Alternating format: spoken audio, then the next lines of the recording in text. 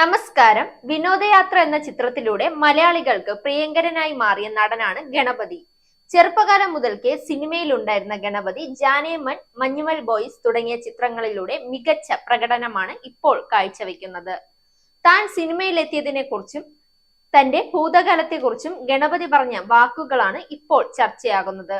പ്രമുഖ മാധ്യമത്തിന് നൽകിയ അഭിമുഖത്തിലായിരുന്നു ഗണപതിയുടെ തുറന്നു പറച്ചിൽ. ഗണപതി പറഞ്ഞത്: ഞാനും ചിദംബരവും ചെറുപ്പം മുതൽ ഒരുമിച്ച് വർക്ക് ചെയ്യുന്നവരാണ്. ചെറുപ്പത്തിൽ ഞങ്ങൾ രണ്ടുപേരും ഡബ്ബിംഗ് ആർട്ടിസ്റ്റുകൾ ആയിരുന്നു. പണ്ട് കുറെ മെഗാ സീരിയലുകളിൽ ഞങ്ങൾ ഡബ്ബ് ചെയ്തിരുന്നു. അങ്ങനെയാണ് ഞങ്ങൾ ഒന്നിച്ച് വർക്ക് ചെയ്യാൻ തുടങ്ങിയത്. ഒരു മാസം കഴിഞ്ഞ് ചിതുവിന് മനസ്സിലായി അത് തനിക്ക് പറ്റിയ പണിയല്ലെന്ന്. അവൻ അങ്ങനെ വിട്ടു. പിന്നെ കുറച്ചു കഴിഞ്ഞപ്പോൾ ഞാനും അത് വിട്ടു.